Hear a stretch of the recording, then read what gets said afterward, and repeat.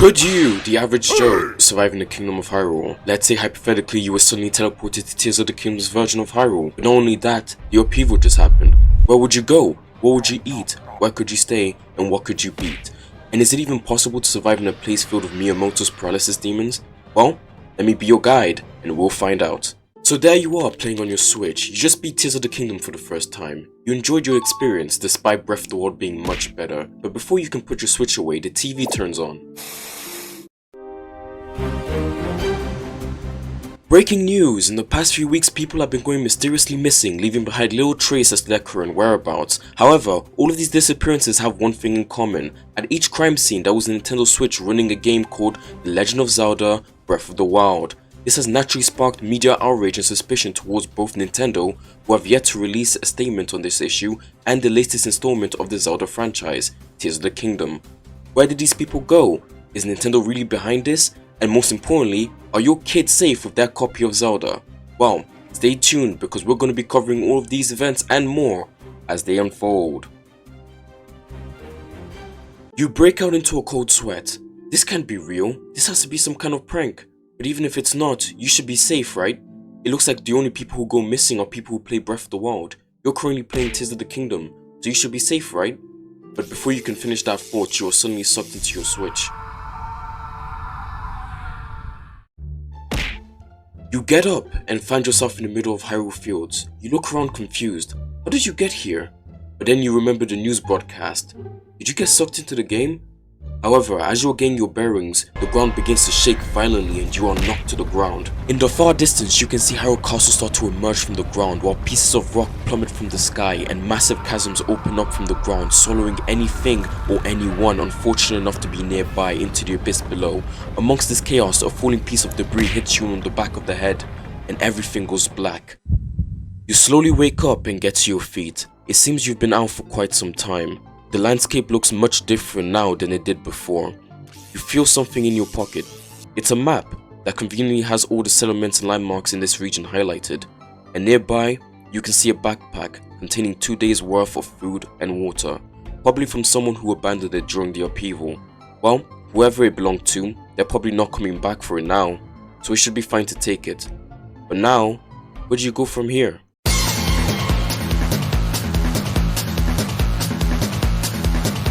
The landscape of Hyrule isn't the only thing that's changed, as all the threats seem to have received a major upgrade while you were taking your nap.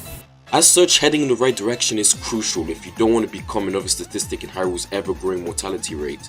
Your best option at the moment is heading either north or east, as they have the most human-friendly areas, at least as far as environment goes.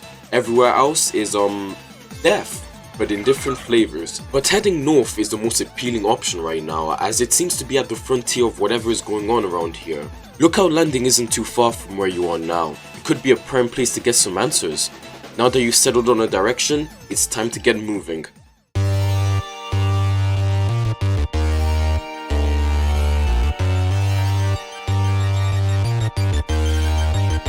The road to Lookout Landing can either be a leisurely walk or an absolute gauntlet depending on how you choose to do things.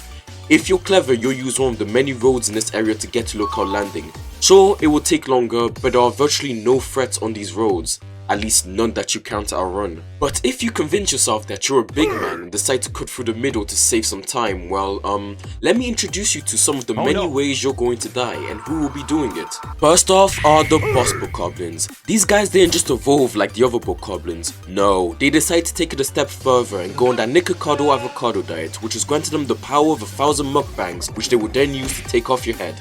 Next up are the Horriblins, Ganon's failed attempt at drawing monkeys from memories, and they don't follow the law of monkey see, monkey do, but rather the law of monkey see, monkey kill. And unfortunately for you, their favorite method is stoning. And finally are the Stone Taluses, who have recently learned the value of teamwork. Don't think you can sneak past a bokoblin camp anymore, because just because they can't see you, doesn't mean that it can't. On your way to Lookout Landing, you might come across this giant hole in the ground with a red substance surrounding it. This is called, and you're going to have to resist the urge to touch, unless you want to end up like that guy over there. As for what lays at the bottom of this pit, well, you don't need to worry about that. I'm sure you're never going to have to find out. Upon arriving at Lookout Landing, you will be confronted by these two guards at the front gate. they will most likely question you about your identity and what you're doing there at their fort. Now this is where you need to put your almost non-existent acting skills to the test. Come up with a random story like you've lost your memory due to the upheaval. Get creative because your survival may depend on getting into Lookout Landing. You don't want to be left stranded outside when night comes, but they will most likely take pity upon you and let you in to see Pura. If they don't, well, there's always the back door. Who's there? Well, what do we have here? Haven't seen your face before. A traveler, perhaps? Well, I can tell there is quite an interesting story behind you. I can't wait to dissect it from you. Now you've got Pura's attention, you should take this opportunity to introduce yourself and explain your situation, while obviously leaving out some of the more unbelievable aspects, after which you should try to discreetly fish out some clues as to why you've been brought here. Unfortunately for you, however, all she'll probably want to talk about is the upheaval, the disappearance of Zelda and Link, and the bizarre events that have been going on around in the regions of Hyrule. Pura will most likely be able to tell from your facial expressions that this is not the kind of information that you're looking for, and judging by your tattered clothes and shoes, you are in dire need of some resources, which is when a light bulb goes off in her head. She needs information, you need resources. The two of you can help each other. She then makes you a proposal. In exchange for food, clothing, money and shelter, she would ask you to visit each region of Hyrule and collect information on the bizarre events that have been going on and report back to her. You would obviously hesitate because you know many of the regions she's asking you to visit are full of danger, but having no better alternatives, you accept the deal and Pura gives you a paraglider, a useful tool that will allow you to traverse great distances by gliding. Your map also intrigues her as it's a piece of technology that she's never seen before. She takes your map from you and enters her lab. After a while she comes out with your map, but two new features have been added to it. For one, you can now take photos and send them to Pura, and there is also a call app which will allow you to make and receive calls from Pura. These will be very useful in your investigation. Now that you have your tools, it's time to prepare. Pura isn't heartless. She won't throw you out into the wilds of Hyrule unprepared, especially since it's more dangerous now than ever before. So, you've been given time to prepare. Luckily for you, Lookout Landing has many facilities that you can take advantage of, such as the training area where you can learn the basics of swordsmanship and archery, a shop where you can use the money Pura gave you to buy food and clothing that can help you withstand some of the environments that you will encounter during your mission, as well as an underground shelter where you can sleep, plan and cook. Use your time here effectively, because failure to do so will most likely mean death later. Now that you're ready, it's time to investigate your first region. Hope you bought a coat, because it's cold where you're going.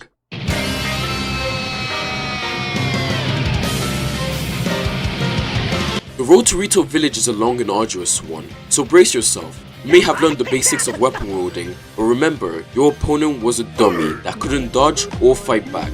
As you travel, you will encounter more and more dangerous enemies, so you need to get used to fighting live opponents. Start off small by attacking some bokoblin camps to gain experience, while slowly moving up to more difficult mobs. And luckily, or unluckily for you depending on your outlook, the road to Rito village has no shortage of these mobs. Trees are our friends, right? They provide us with oxygen, food, and protect us from climate change. I'd go as far as to say that dogs aren't man's best friends, it's trees. Well, that doesn't apply here. Introducing the Evermeans, killer trees that have recently found out about deforestation, and they are not happy. This is what happens when nature fights back.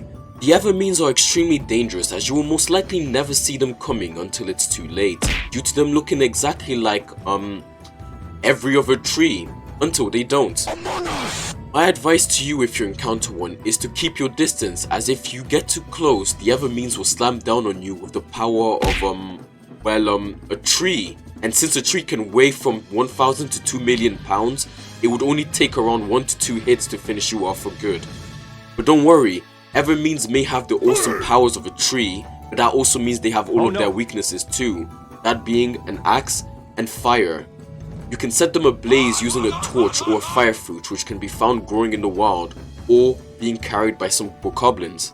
On your way, you will also encounter a Hinot sleeping on a bridge. You must get past this guy as quickly and as quietly as humanly possible, as if he wakes up, you might find yourself flying off the bridge. Also, if possible, try picking up the food surrounding it. would definitely save you some rupees down the line. If you have a death wish, however, you could try getting some of the weapons hanging from its neck, but again, I wouldn't recommend it. Be sure to pick up as many spicy peppers and valuables as you can find, as you will need them for later. Eventually you will arrive at the new Serene stable, where you will be able to rest, sell the stuff that you got and don't need, and catch or rent a horse. Now, you have a big decision to make, being which route are you going to take to reach Rito Village. The path has split into two that both lead to Rito Village. The question being, which one should you take? I would recommend going down the left path, as it's the most straightforward one, with the only real threat being this rickety old bridge. However, on the right side you will have to get past monster hordes, forts, traverse a literal tundra which contains wolves, a dragon, ice bats, and the worst of them all, wizards. Shadow Wizard Money Gang. We love casting spells. So it's definitely not my first pick, so feel free to try that route if you think you're tough enough to handle it. But no matter what path you decide to take, in the end, make sure to dress up warmly and cook up those spicy peppers, because it's about to get very cold.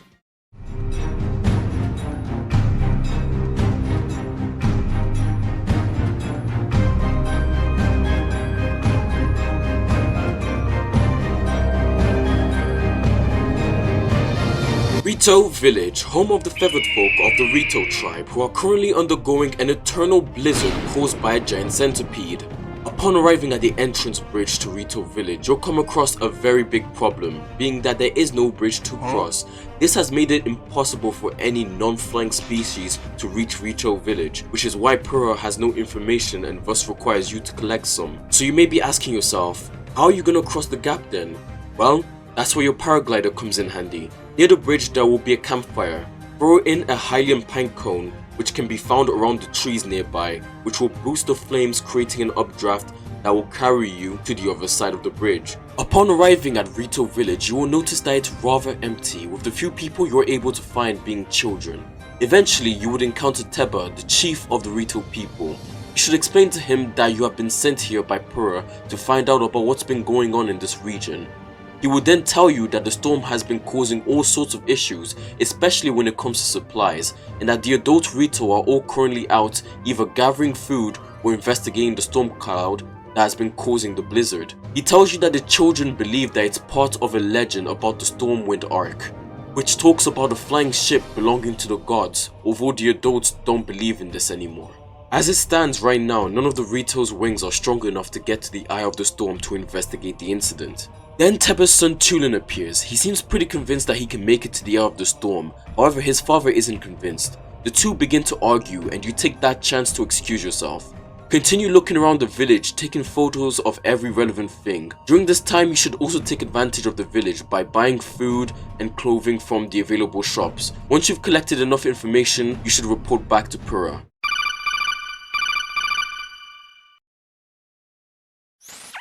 Hello, traveler. How's the investigation going? Oh no. So the Rito have been plagued by a never-ending blizzard? And none of them can get close enough to the storm to find the cause? They are also struggling to find food and supplies due to the storm. What a mess. So, there's a legend that might also relate to this issue. How very interesting.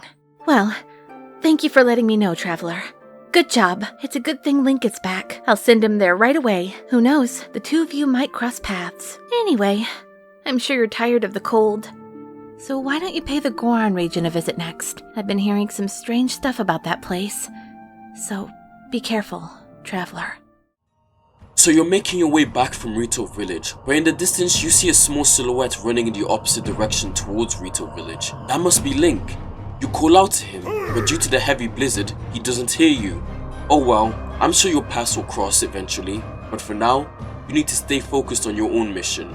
You're heading to the Goron region.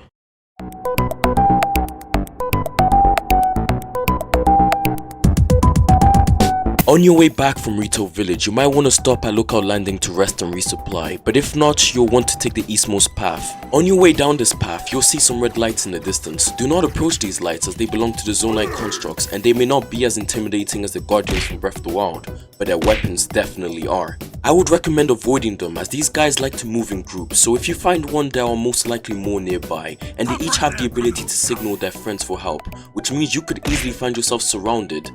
And to top it all off, the Zonite constructs have the ability to fuse various Zonite technology to their weapons, each fusion guaranteed to be bad for your health. They've got lasers, flamethrowers, tornado fans, and more. The only pro to fighting them is that you could potentially get your hands on one of these weapons, but I wouldn't do it personally because it would only take one slip up for you to get connected to God's Wi-Fi, or should I say Hylia's. As you continue traveling down this path, you'll encounter many camps of enemies. Do your best to sneak past them as best as you can. Only confront the enemies if you have no other choice, or you are confident that you can take them. Continue to follow your map and you will start entering the Goron region. You will immediately notice that the weather is getting a bit warmer, but not unbearably so like you would expect, which is odd considering that the entire region is part of an active volcano. Something isn't adding up here. As you make your way up the path to Goron City, you'll come across some ore deposits. You should smash them as these contain some valuable materials such as amber, rupees, sapphires, and even diamonds if you're lucky. They can all be sold at high prices. Pro's money won't last forever. You need to think about creating your own revenue source if you want to become more independent. Follow the path and be wary of monsters until you arrive at Goron City.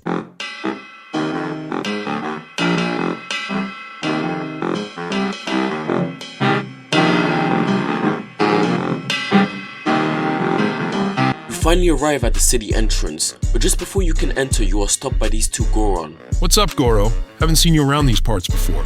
But you look like a smart dude. Would you like to buy some ultra-rare NFTs? Their value is guaranteed to go up in the future, and they can all be yours for 30,000 rupees. What do you say? Don't listen to him. You should sign up for my course instead. Miners University will teach you how to make lots of money mining and how to become a high-value Goro for only 3,000 rupees per month. And of course, we will be taking 50% of any and all profit you make while using our course, but don't sweat the small stuff. Just sign this contract and we can begin today.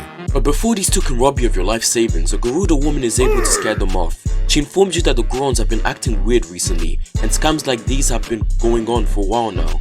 She asks you to be more careful in the future, and you enter Goron City, and something is immediately off. All the Gorons seem to be either eating or lazing around, and their eyes are glowing, almost as if they're in a trance. You try to talk to them, but they either don't respond or try to scam you. But eventually you encounter the former Goron chief, Lodo. You explain to him that you've been sent by Pro to investigate the strange happenings in this area. Lodo then explains that Yonobo, the new chief of the Goron tribe, has been feeding the Goron a strange rock called marbled rock roast, which is responsible for the Goron's strange behavior lately. The only reason why he hasn't been affected is because he's too old to digest the rock properly. Ever since the upheaval, Death Mountain has been covered in an unknown substance which has caused it and the entire region to go cold, which is why you didn't need a fire god potion to get up here, and what's stranger is that Yonobo claims to be following Princess Zelda's orders. After listening to Bloodo, it's best to finish your business as quickly as possible. You wouldn't want Yonobo to catch you snooping around, would you? You should also buy the Flamebreaker armor while you have the chance, which will protect you from the more hot environments of the Goron region. Death Mountain may be cold for now, but that doesn't mean it will always stay that way, and you might want to return later. After finishing your investigation and leaving Goron City, you give Purah a call.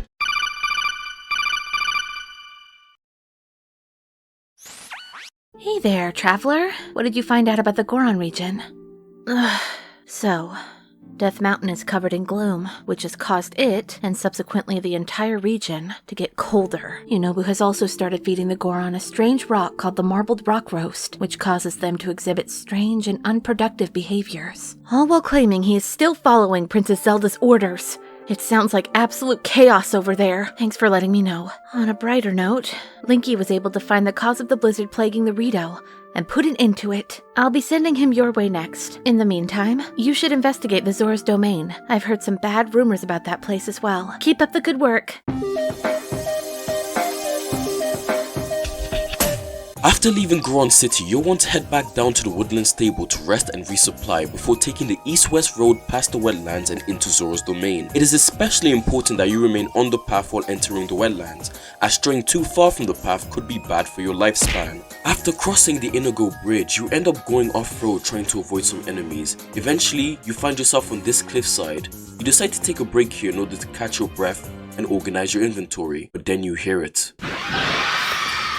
You, my friend, have just made a big mistake, as you have unknowingly entered the territory of the Gloom Hands. Actually, they're called the Gloom Spawn, get it right. Shut the heck up. I know they're called the Gloom Spawn, but nobody calls them that except for nerds like you. Now, shoo. As I was saying, the Gloom Hands are another of Ganon's horrific creations and arguably the most dangerous creature you will encounter during your journey, as they are extremely clingy and suck the life out of you, just like my ex. You must avoid these things at all costs, as they are determined to find your body's half-life. My only advice to you if you encounter one is to run as fast as your little human legs will carry you, and if you think you can't outrun them, then find a tree or rock to climb onto. Just do whatever you have to stay out of their reach. Bide your time, they will eventually leave on their own. You gain absolutely nothing by finding one of these things. But let's say by some miracle you are either skilled enough or lucky enough to be one of these things. Well, guess what? You haven't even seen their final form. That was really bad, I'm sorry.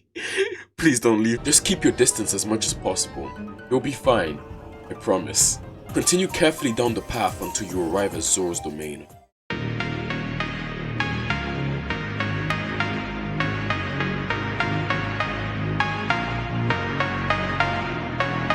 Welcome to Zora's domain, the land of the oddly attractive fish people. I am not a fishy. Upon arriving at Zora's domain, you can immediately tell what the problem is, as it looks like someone's taken a huge dump all over Zora's domain. The water is polluted and more of that weird sludge continues to fall from somewhere in the sky. You eventually encounter Yona, Prince Sidon's fiancée. You explain to her that you have been sent to investigate the strange incidents in this area. She then proceeds to tell you that after the upheaval, sludge started falling from the sky and polluting the water and making a mess all over Zora's domain, and that the Zoras that come into contact with this sludge become very ill. The king has gone missing, and Sidon has gone to Mipha's court at Polymus Mountain to try and purify the water there, and she's staying behind to heal the Zoras that have been infected. She begs you to report back as soon as possible and send aid. You should then have a look around while taking more pictures and talking to the locals. During this time, it would be wise to buy some of the fish sold in the market, as cooking them can grant you many buffs, like increasing your strength, durability, and speed. Things are bound to get tougher from here, and you need every advantage you can get. Once you're done, give Purah a call.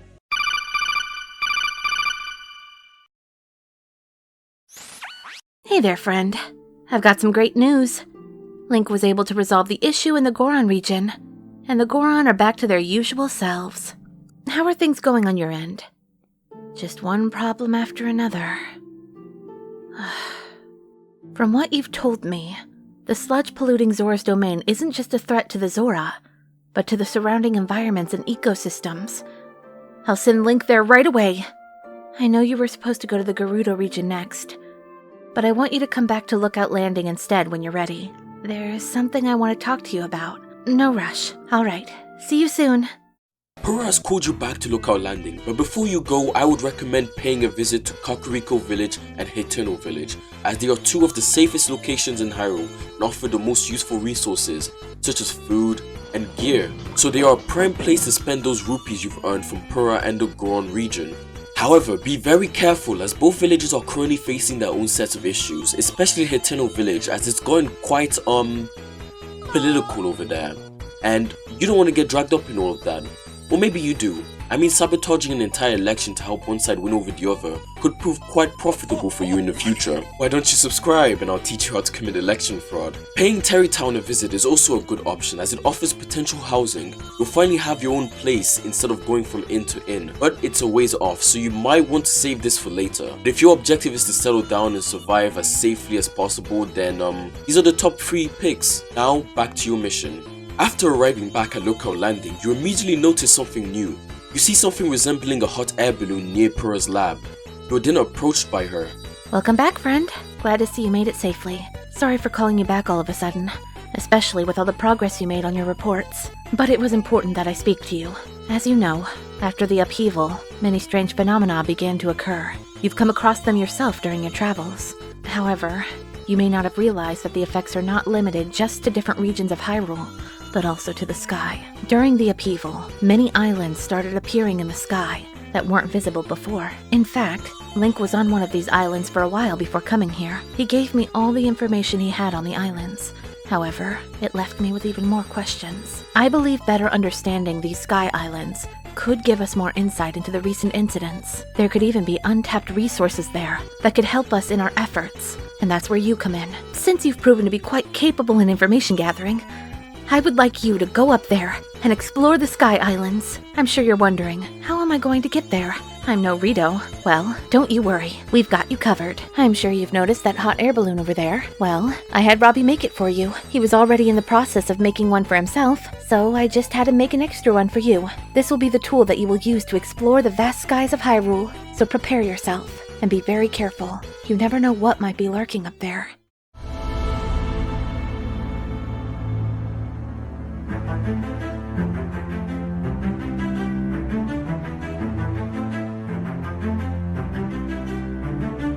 Welcome to the Sky Islands. If you didn't immediately lose control of your hot air balloon, you would end up on one of these islands. The Sky Islands are scattered all over the skies of Hyrule, each one offering its own set of risks and rewards. But let's say for example you land on the Great Sky Island, the one that Link was just on. But what do you do once you get here? Well, the first thing you want to do is get a lay of the land. Find somewhere high up and look for a place that appeals to you. Once you decided on a direction, it's time to worry about traversal. It may be called the Great Sky Island, implying that it's all just one thing, but that's actually not true. After taking a closer look, you'll realize that it consists of small to large individual islands put closely together, with some being on completely different elevations to the others. So there are gaps in between them, some being small enough that you can jump or glide over, while some being so large that you're going to have to get a little creative on how you choose to cross them. However, if you see a gap that you don't have the means to cross, remember, you have a hot air balloon. Use it.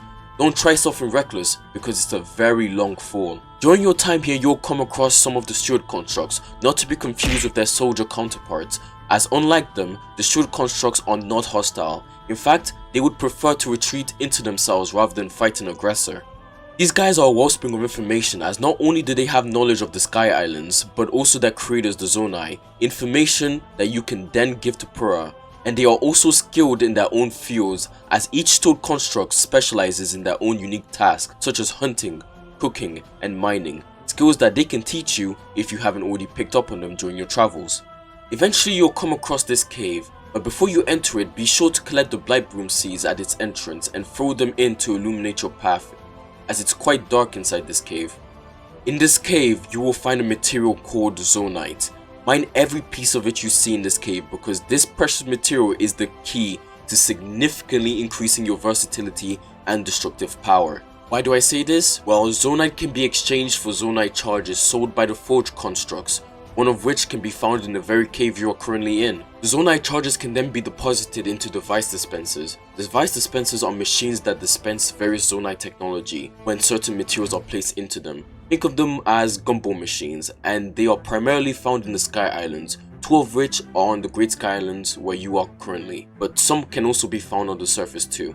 They have many useful items such as flamethrowers, cannons, rockets, bombs, and my personal favorite, the portable pot. These devices completely change the game for you, especially in the way you fight, as you can attach them to your weapons with rope, glue, or whatever else you can find, allowing you to take on groups of enemies that you would usually stand no chance against and do some devastating damage. And since they come in small containers, they are very portable too. However, there are some downsides. None of the dispensers can give you all of the Zonite devices, so if there's a specific one you're looking for, you're going to have to search for the dispenser that has it. Some of the devices are single use and will vanish once used up, and once you take a device out of a container, it will transform to its full size and it can't be put back into its container. So make sure the device you take out is actually the one you need, because you won't be able to put it back in. Resources are scarce and you can't afford to waste any of them. You should continue exploring the various Sky Islands, not just the main one. Keep gathering resources and information until you are satisfied.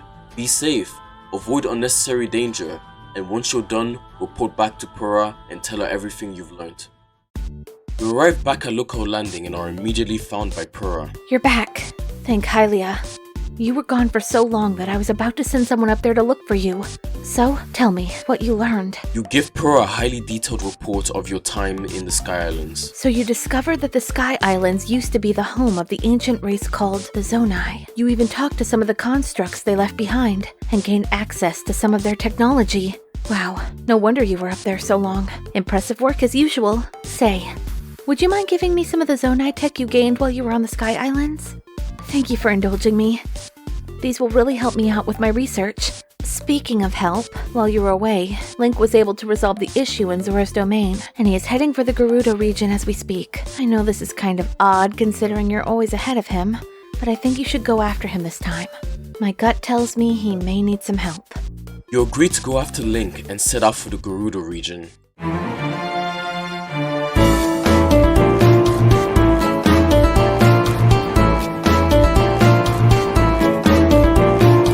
The Gerudo region, a beautiful desert landscape with even more beautiful people, a serene place of rest and relaxation. At least that's how it's supposed to be. But not now, as the Gerudo region is currently undergoing a crisis unlike anything you've ever seen. A giant sandstorm covers the entire desert, making it nigh impossible to navigate. Sinkholes and quicksand also litter the desert, dragging unsuspecting people to a sandy grave. And what's worse, the dead have come back to life. This is not a place you should take lightly. Proceed with caution. After entering the Gerudo region, you arrive at the Kara Kara Bazaar. You should ask the local Gerudo about the whereabouts of Link. Eventually, you will find out from one of them that Link was last seen heading into the sandstorm, supposedly towards Gerudo town. They tell you about the dangers of the sandstorm and to not be reckless, but you know that you're going to have to go in there after him. But before you do, you need to prepare, or else you won't last in there. First thing you're going to want to do is cook some food to help you resist the heat. This can be done by cooking foods like the chill shrooms, which you would have probably picked up during your journey.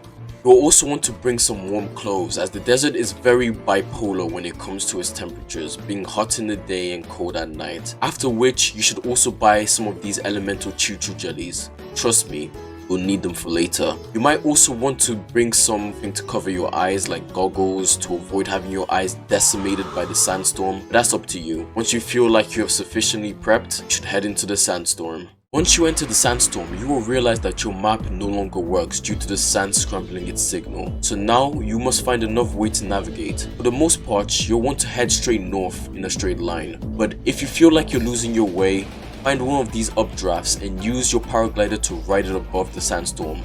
You will then see Gerudo town in the distance, and you will be able to correct your direction. On your way to Gerudo town, you will encounter the Gibdo, which are undead insect things, my two favorite things, and you need to take great care when fighting them, as they are highly resistant to most forms of attacks. So fighting them close up is not wise, at least not until you've weakened them. You can do this by attacking them with elemental attacks. This is where the choo-choo jellies that you bought earlier will come in handy. Either throw them at your enemy or attach them to your arrows and shoot them at the enemy. This will leave them in a vulnerable state, which you can then use to attack normally. But be quick about it, because they don't stay in this vulnerable state forever, and if you wait too long, they will go back to full defense. Eventually, you will make it to Gerudo town, but you will immediately notice that it's kind of abandoned. You can't seem to find anyone until you stumble across this staircase leading somewhere underground. Once you reach the bottom, you will be stopped at the gate and asked who you are. You should explain to them that you're looking for Link and that you're trying to help solve the situation that's been going on here. Now, this is where your gender plays a big role. If you are female, you will be let inside like a princess and informed on Link's whereabouts. But if you are male, you will not be let in. Rather, you will be left outside and told Link's whereabouts through the gates, like the untrustworthy man that you are. Hey, different methods, same result. Either way, you are told that Link has gone looking for Rito, the chief of the Gerudo tribe, at the ruins in the north, so you head there next. As you approach the ruins, you hear lightning strikes in the distance. You decide to follow the sounds and find Rito and Link. They seem to be practicing something. As you continue to approach them, they also notice you, and you finally come face to face with Link himself. Despite never having met you personally, Link still recognizes you immediately. It seems that Pura has told him a lot about you. He thanks you for your help and asks you why you came. You tell him that you have been sent here by Pura to assist him. Link looks very happy at this and explains to you that he has just finished helping Rito improve the accuracy of her power. But before he can explain further, Gerudo warrior arrives in a hurry and informs Rito that the Kara Kara Bazaar is being attacked by a swarm of Gibdos. Rito asks you and Link to come and help her at the bazaar, and the two of you agree and rush back to the Kara Kara Bazaar.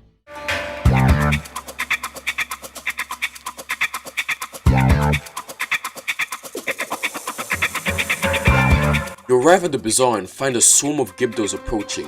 Fortunately, the Gerudo have set up some barricades, but they won't keep out the Gibdos for long.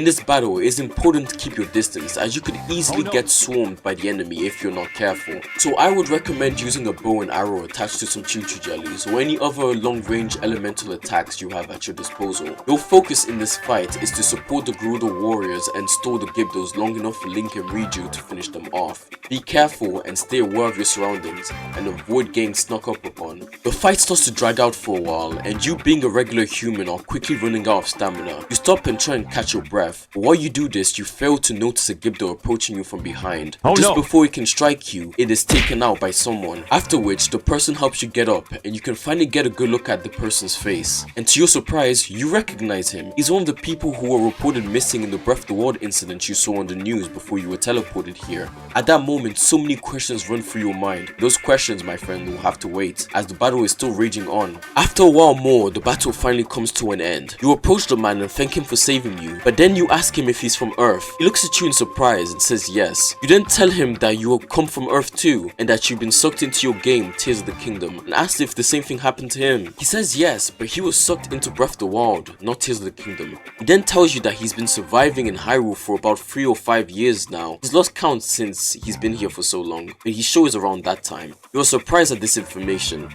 and you inform him that in the real world, he has only been gone for around a few weeks or so. Honestly, you're very surprised that he's been able to survive for so long on his own. It's not as if he had a guide to help him survive here or anything.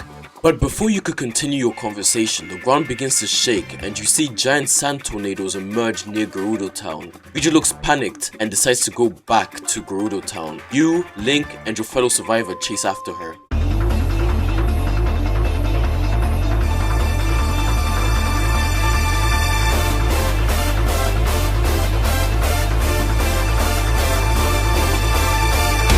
Arriving back at Gerudo Town, you'll see the Gerudo warriors preparing to fight against the Gibdos that are sure to come out of the hives that have appeared nearby. While Link goes to speak to Riju, you and your new friend should help out in the defense efforts. Make sure to prepare yourself at the same time as well. There are many useful things lying around here, like spare weapons, elemental fruits which can be used against the Gibdos, and even some Zonai devices. After a while, Gerudo Town is fully fortified, and just in the nick of time too, because a large number of Gibdos start to emerge from the hives and start attacking the Gerudo. The battle for Gerudo Town has just begun. Okay, the stakes have been raised. You and the Gerudo force are now facing a large amount of Gibdos, and until Link and Riju are able to destroy all their hives, they're just gonna keep coming. This fight will go similarly to the one at the bazaar, with you providing support to the Gerudo warriors from a distance. However, your main priority in this battle is to protect Riju, as if she goes down, the battle is pretty much over, since Link will not be able to destroy the hives without her, meaning everyone will eventually be overwhelmed by an infinitely growing swarm of Gibdos. And by far the biggest threats to Riju's safety are the Moth Gibdos, which are Gibdos that can fly. And as we know, bugs that can fly are no joke. If you see one of these abominations approaching you, you must immediately shoot it down with a choo-choo jelly or elemental fruit attached to your arrow. Because if you let them get too close to yourself or Riju, they will proceed to breathe on you. Being undead abominations means that they haven't brushed their teeth in a very long time, meaning that they have very bad breath. So bad in fact that them just breathing on you does more damage than their physical attacks. So unless you want your lungs to look like a chain smoker, I suggest you take them out quickly. After a while, Link will be able to take out the last Gibdo hive, and it will just be a cleanup operation from there. And with that, you have successfully defended Gerudo Town. Congrats! Take this time to celebrate.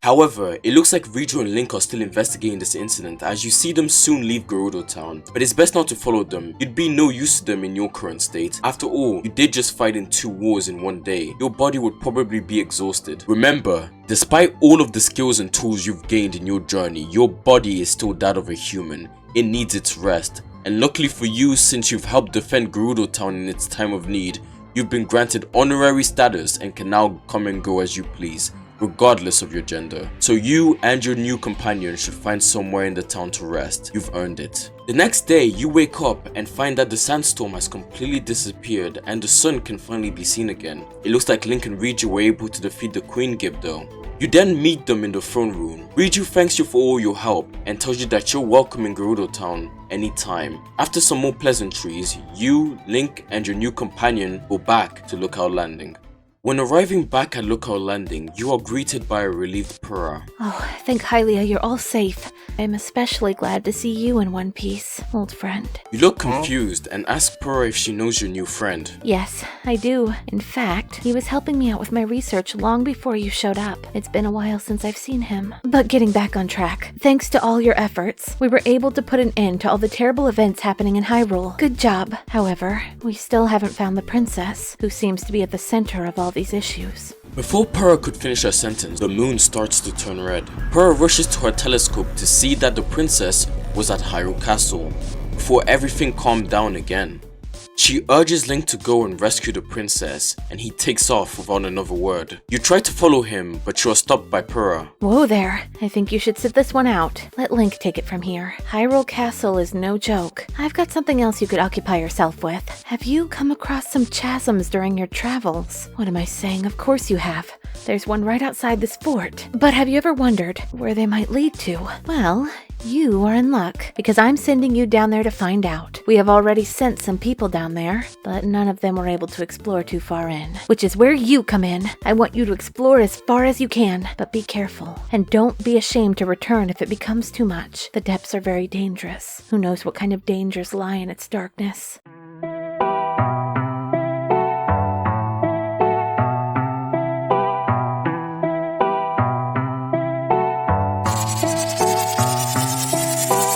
Welcome to the depths, the closest you can get to hell without actually being dead. So it's more of a purgatory, similar to the one I'm currently in writing this script. I'm going to be very frank with you, the chances of you surviving here are slim to none, as every part of this place hates you and wants you dead.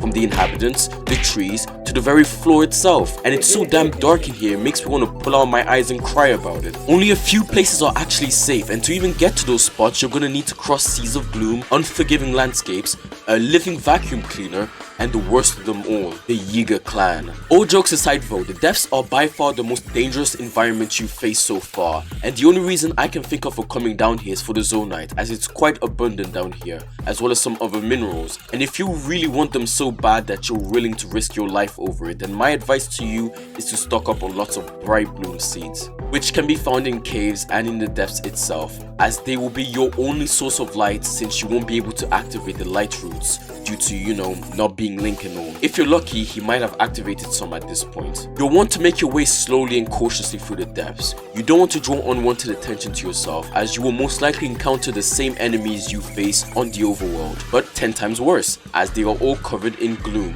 which means that they can touch you, but you can't touch them. So it's best to keep your distance. If confrontation is unavoidable, then shoot them with your bow and arrow from a distance.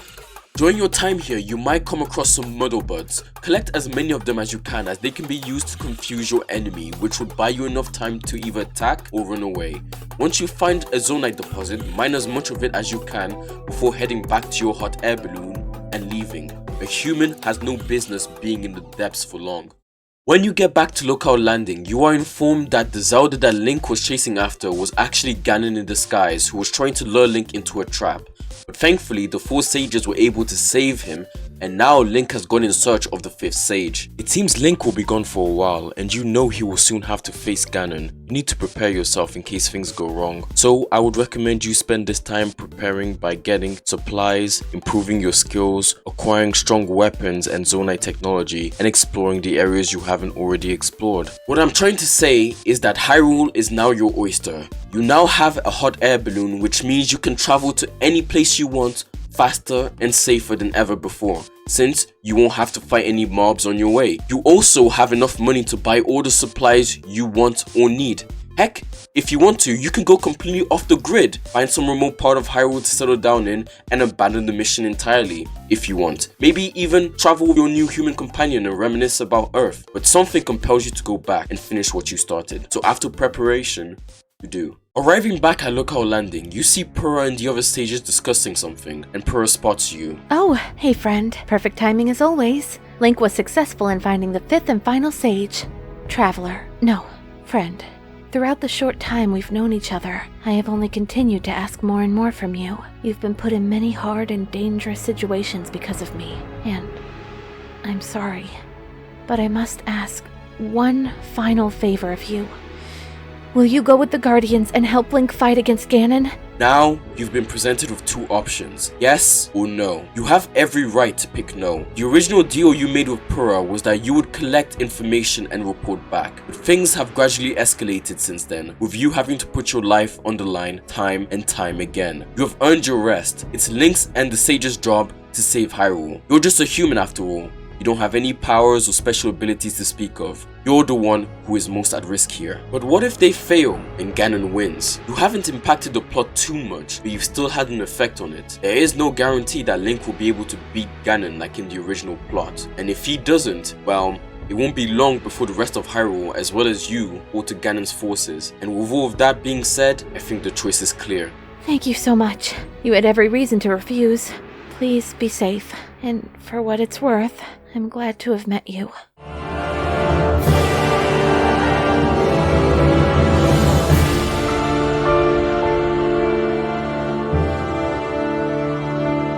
You'll want to proceed with caution as you navigate through the chasm underneath Hyrule Castle, as it's covered with gloom and is full of monsters, but I don't think it will be too much of an issue since you have the sages with you, as they can protect you. You might want to hitch a ride on Tulin to get past some of the gloom in your way, but eventually you'll catch up with Link. You don't have to fight all by yourself, you know?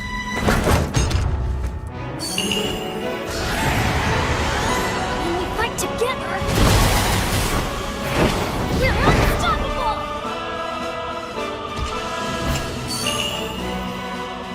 I'm gonna make my ancestors proud today, Link! I'll fight by your side! Link! We shall protect Hyrule together!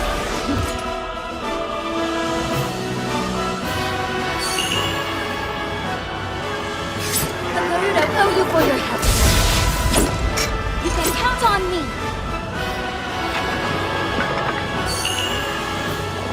I will atone for my past failure. It is time to stop the Demon King.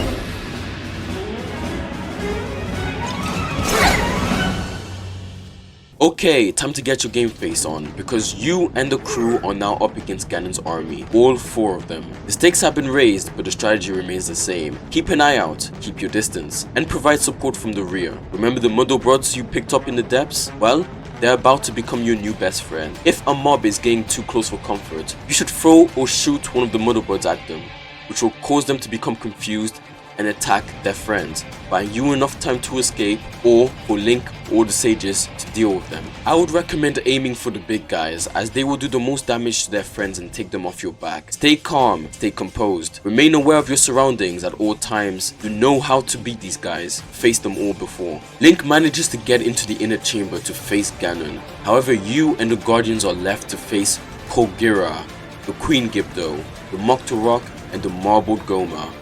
This looks pretty bad, but don't panic. The sages have already faced these guys before, and they are much stronger now than they were back then. All you have to do is keep doing what you've been doing, with distance and providing support when necessary. Eventually, all 4 of them will go down, and you can rejoin Link. You arrive in the inner chamber to find Link dealing a heavy blow to Ganon.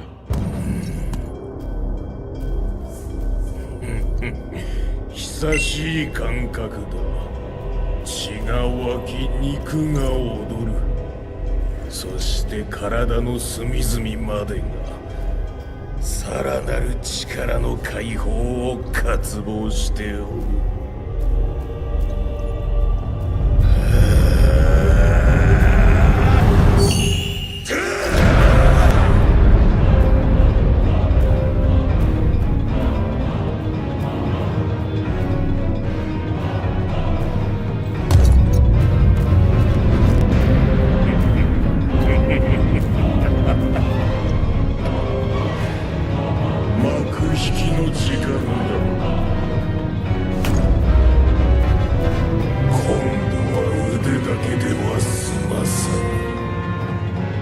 The final battle for the fate of Hyrule has begun, and Ganon isn't taking any flipping prisoners. In this fight, you are up against Ganon and his 4 backup singers. You need to help the sages distract the clones so that Link can focus on the real Ganon.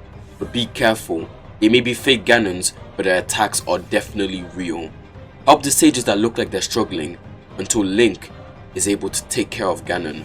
Ganon knocks you and the sages away, but you're able to stay conscious. However, you're unable to move your body. It's all up to Link now. The battle proceeds as canon, with Link driving Ganon to draconification, and with the help of Dragon Zelda finally putting an end to the Demon King. But just as Ganon meets his end, you and your fellow human begin to glow. The light becomes so strong that you become blinded by it and close your eyes. You open your eyes and find yourself back in your living room. You take a moment to collect yourself. How did you get back here? Was this all just a dream? This feels too real to be a dream. But just before you can finish that thought, the news comes on.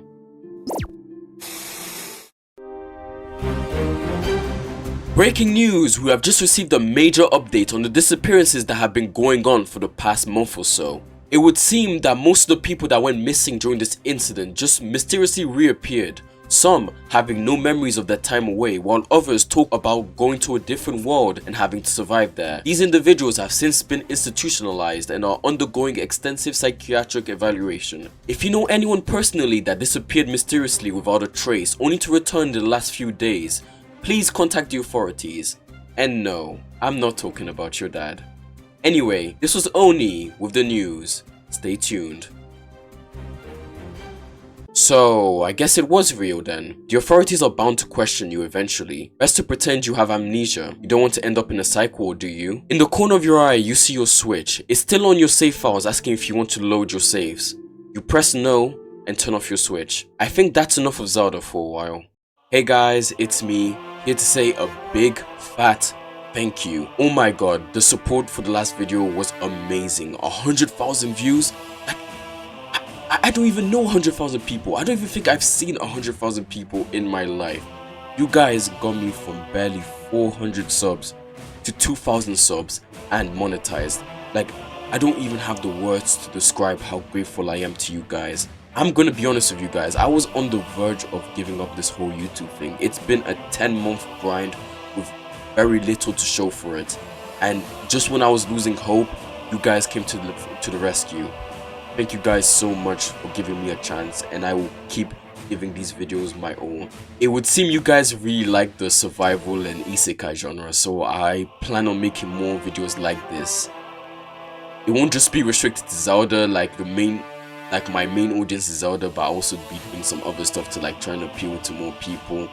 But like, you guys have no idea what this all means to me. Sorry it took so long for this video to come out. It would have come out sooner, but you know, life kept getting in the way. University, work, family obligations and stuff like that, which is why it took pretty much 3 months for it to come out. But I'm coming up to the final semester of my first year at university, so I should be done in May, which will leave the entire summer for me to just be posting a bunch of video for you guys to enjoy.